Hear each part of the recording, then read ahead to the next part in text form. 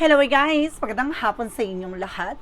Ayan, sure guys, mamasagali siya, no? A Fiddler, also a Torridor. So, ngayong hapon na to, tignan natin ano kayo sa bisay ng ating mga gabay. So, this is a monthly gabay for the month of April 2026 for the sign of Gemini. So, Gemini, welcome sa my channel. Ano kayong messages, advices ng spirit guides ang ating masasaga for today's video? Kanino kayong energy or kaganapan sa buhay ng mga Gemini ang ating mga kagilap. So guys, this reading is a general reading lamang. Hindi lahat makaka-resonate, kunin lang ang makaka-relate sa inyo, and comment down below kung kaninong energy ang ating nasagot. Because don't forget to like and subscribe my channel. And hit ko siya for more videos up here. Kasi maraming salamat po sa mga walang sawang pag-support sa akin channel, lalo-lalo nang skip ng ads. Naway pagpalaing kayo ng Diyos at may kapal. Siksik-lig umapaw na biyayang manang balik sa inyo. So let's see guys, what is the messages, advices ng ating angel spirit na para sa ating mga kapatid na Gemini. So let's see and watch this. Angel spirit, please give me an information po. Ano kayang gusto sabihin sa iyo ng ating mga gabay? Tuklasin at bungkalin natin ano naman yung bagay na makakagilap sa iyo, Gemini. So there's a Queen of Swords.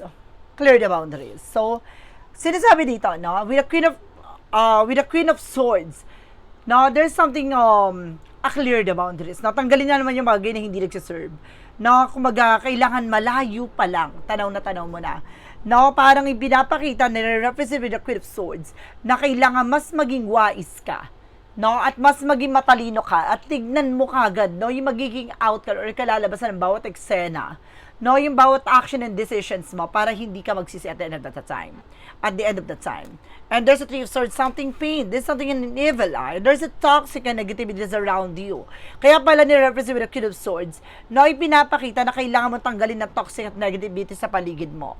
No, dahil may mga naririnig ka or may mga nasasagap ka ditong informations na maaaring nakaka-apekto, no, sa iyong kumaga self-esteem, no, sa iyong confident. So kailangan tanggalin mo yung mga toxic, no? And of course, wag kang magpapa-apekto sa mga sinasabi ng ibang tao. Continue what you're doing. And of course, there's an Empress card for a revert. Now, disconnect from the world. The Empress card, something in your beginning, a blessing coming in. The Empress card, something, a fertility, na pinapakita na maaaring magbuntis ka. O maaaring there's a possible na maaaring may blessing na paparating sa'yo. And there's a Four of Wands by celebration coming in. The Four of Wands, something, a twin flame energy and soulmate connection. Now, pinapakita dito na maaaring makakaranas ka ng gathering o maaaring meron dito ikakasal some of you guys. Na meron ditong magkakaroon ng celebration o may dadaluhan kang birthday, no, wedding, o maaaring magkakaroon ng something reunite with your family. With the Nine of Pentacles, there's something a potential for abundance.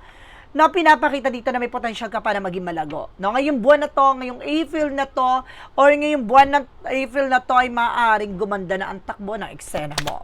And there's another ones, no, continue what you're doing. So, pinapakita na magtiyaga ka, na magpatuloy ka sa ginagawa mo. No, huwag ka magpapa-apekto sa mga taong kumaga sinusubukang kanlinlangin at guluhin. What is the Queen of Swords? The Queen of Swords represent, guys, with the Three of Wands, awaiting for a result, awaiting for ship. So, may mga hinihintay ka. Paper, documents, and informations na maaaring dumating na. No, malayo pa lang alam mo na yung magiging result. So, there's a possible, guys, mag-ingat ka, no, for evil eye, na may mga tao sa paligid mo na kaya ka nakakaranas ng delays and cancellations dahil may taong may mga naiinggit sa'yo. So, let's see what is the Three of Swords. The Three of Swords, there's something a Page of Swords. I told you, no? Tulad na yung sinasabi ko, the Three of Swords, there's a toxic and negativities or sa madaling salita, evil eye.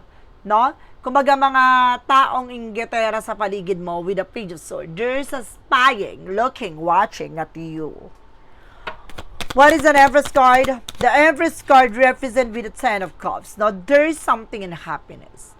No, maaring marirenew to, magkakaroon ka ng bagong eksena, maliligaya ka, magiging masaya ka, magiging maayos ang family mo. The Empress card na parang bubuhay yung katawan lupa mo dito na magiging masaya ka for for a second time around, parang ganon. So, pinapakita na maaring mamumukadkad ka ulit. Ganon. Mamumulaklak ka ulit. What is the Four of Wands? Yung makikita yung freshness mo, ganon. And there's an Ace of Swords with a mental clarity. No? May mga bagay na magtatagumpay kapag dating sa relasyon. Na makikilala mo at may paparating na informasyon na maaaring magdala sa'yo ng balita, na magdadala pa sa'yo ng informasyon, parang ikakasal ka sa move nowhere. Na maaaring meron dito engagement na magaganap, proposal. And there's something guys with the Justice card. The Justice will be served. So, pinapakita ng Justice dito, na a balance. No, magkakaroon ng something, a fair fight, no? There's a karma at the same time. With the Nine of Pentacles, there's a potential for abundance. Now, what goes around comes around. Ano man yung bagay na binibigay mo, ipagkakalob sa'yo. What is the Knight of Wands? The Knight of Wands represents with the Three of Cups. No, third party. So, tinasabi ko sa'yo na maraming mga chika, na maraming mga tao sa paligid mo na maaaring sinasabi against sa'yo, towards you guys, na mag-ingat ka lang dahil, kumbaga, huwag ka magpapapekto sa kanila, diba? Continue what you're doing, no? Being consistent sa ginagawa mo. And there's something, guys, with the Knight of Cups. There's an offer. Na may offer na paparating at may resulta na. Oh, there's a proposal for emotion coming in. What is the Three of Wands and the Page of Swords? Represent, guys, with the Nine of Cups. There's something I wish for women. A 999 with an angel's number, no, with a God number. Pinapakita there's a lesson learned. No? No, pinapakita na kailangan mo matutunan. No? Ano man yung bagay na pinagdaanan mo from the past. No? Parang, kumbaga mag-reminisce sa'yo. No? Kumbaga, mayroong bagay na nangyari sa from the past na kailangan mo pakakatandaan na hindi na maulit. No? Additional messages. And of course, there's something, guys, with a full card. Ooh. So, may mga pangarap ka dito. Parang bigla-sense ako bigla dito, guys. Na may mga pangarap ka dito na kaya hindi natutuloy. O may mga balak ka, kaya hindi natutuloy. May mga inggitera talaga. And there's the full card. Huwag ka masyado magtitiwala. Some of you, kapitbahay mo pa, sariling kamag-anak mo. And there's a Bible one, something complication, even sa love life. Kaya nagkakaroon ng parang bigla ang eksena, pagbabago, kasi may mga inggitera. No, parang there's a curses, sumpa, kamalasan, or maaring there's a gayo by the other side. No, may kabilang eksena pa dito na maaring ginayumay person mo. No, and there's something, guys, with the Seven of Pentacles with the harvest time. So, pinapakita there's a karma. So, pinapakita na potential for abundance. Talagang pinapahiwatig or pinapahayag sa'yo na may potential ka para maging mayaman, maging malago. No? At may karma na kaakibat to. So, ibig sabihin, there's a good karma, guys. Huwag kang mag-alala. No, naman yung bagay na ginagawad or binibigay sa'yo or pinagkakalob sa'yo ay, kumaga, dahil sa kabusilakan ng iyong puso. Dahil sa passion na talagang pagmamahal mo sa ginagawa mo. No, there's something swerte talaga sa'yo. Pero, ang nangyayari with the other side, no, sa mga tao sa paligid mo, no, ginagawa ka na eksena para, imbis na swertehin kami na malas ka. No, may swerte kang taglay, pero ang nangyayari kapalit nun, no, kaya may justice dito na maaari imbis na swertehin kami na malas ka. There's a curses. Now, there's something yan na, the Moon card, a revelation. Oy, marireveal na. No? Kung hindi mo to kamag-anak, kapitbahay mo to or kaibigan mo, na maaari may malihim na inggit sa'yo. So, may revelasyon. Additional messages now for the outcome. There's a Ten of Pentacles. There's a potential for abundance. No, there's something, guys, for unexpected financial windfall. So, mayroon darating na hindi mo inaakala na may pera ngayong April 2026. May pera paparating sa'yo. Magtiwala ka. Malapit na. There's a Page of Pentacles, invest wisely. No, kung mag-i-invest ka, no, kailangan mo mas maging maingat. No? Yung fit sa'yo. Something na parang, alam mo yung, bigla ko na sense with a fit. Something na swak. No, nakita mo yan, there's something a meters, na parang there's something a fit. No, parang, kung mag-inano dito na kailangan na swak sa'yo, no? Kailangan naka-measure sa'yo, no? Sukat sa'yo, ganon. Parang pinapakita na kailangan, there's a compatibility, na ganon. And there's a 7 of 1 something protection, so kailangan protection at pangalagaan mo yung grounds and even your territory. So kailangan mo pangalagaan na naman yung bagay na meron ka and even your family. No, ay kung hindi to kamag-anak to, no? Or kapitbahay to, or katrabaho, or kaibigan. No, ang inggitera. And there's something a King of Swords. Oh, there's a stuff the pattern. So, kailangan putulin, no? There's a curses. Kaya ka lagi nabibigo pagdating sa buhay pag-ibig. Kaya ka iniiwan. No, there's a King of Swords na kailangan putulin mo. With a Kingman, 7 something stuck. Yun na nga. No, talaga yung pinapakita at pinapahayag ng ating gabay na may potential ka para maging malago. Pero with the Kingman, merong humaharang. Kaya parang nakastuck ka sa sitwasyon, inaalat ka. Nakita mo yan, there's something guys na parang may ibon. Ayan yung parang inaaswang ka or there's something a black magic or there's a crisis. Oh, ganon. For the additional outcome, there's a two of wands, there's a first step, you need to do something. No, kumbaga may revelasyon namin, nalaman mo na, kailangan mo na lang gumawa ng action. No, kailangan mo na gawin yung mga bagay na kailangan mong gawin. Let's see. Hagilapin natin, natuklasin natin, no? Ano ba yung mga bagay na magbubungkan at mahagilap natin pagdating sa finances and career, love life at kalusugan. Let's watch this. Eto na guys, hagilapin at tuklasin natin to. Pagdating sa finances and career, love life at kalusugan. And there's something guys with the two of swords, there's something decision that you need to make. So may decision dito na kailangan mo talagang tuldukan, putulin, o kailangan gawin. And there's something guys with the lovers. So connected ang love life at career mo ha. In fairness. And there's a four pentacles, saving and protecting. So may mga bagay na kailangan ingatan. Na kailangan proteksyonan. And of course, there's something guys with the Knight of Swords, with the success driven. No, bibilis ang takbo ng sitwasyon. So, may mga bagay na talagang, kumbaga, magiging matagumpay ka. And there's a Six of Cups. Sabi ko na nga ba eh, no? Sa karir mo, may sumalbahi sa'yo dito. At even sa love life mo. Konektado eh. Inggit sa pamilya or against sa'yo yung family. No? And there's a high friend. Oh, religious factor. Talagang ginawan ka ng palipad hangin, gayuma, something like that. Oh. Sa love life, let's see. And there's the Queen of Pentacles, no? There's a mother figure na very greedy. And there's a Two of Pentacles, maging balance ka, no? Ay, meron dito na sense ko ha. May babae dito na parang it's a friend of yours, no? Na maaring gusto makuha yung power or something yung positions mo, no? Kaya siguro ginayuma yung person mo, maaring kumbaga may bet nito. There's a Queen and King. So if there's a possible na pares kayong person mo na ginayuma. Kasi alam na maluwag kayo sa pera, parang gusto niya maagaw yung position mo, which is, kumbaga, maganda yung eksena yung dalawa ng person mo that because of there's a compatible. And there's a Hermit card, something the truth comes out, spiritual awakening, bagay na mumulating ka. Kung saan talaga nanggagaling to, no? Ngayon, alam mo na, no? Kung bakit nangyayari sa iyo, no? Para there's a losses, no? There's a regret, no? With the Five of Cups, para mawala sa iyo.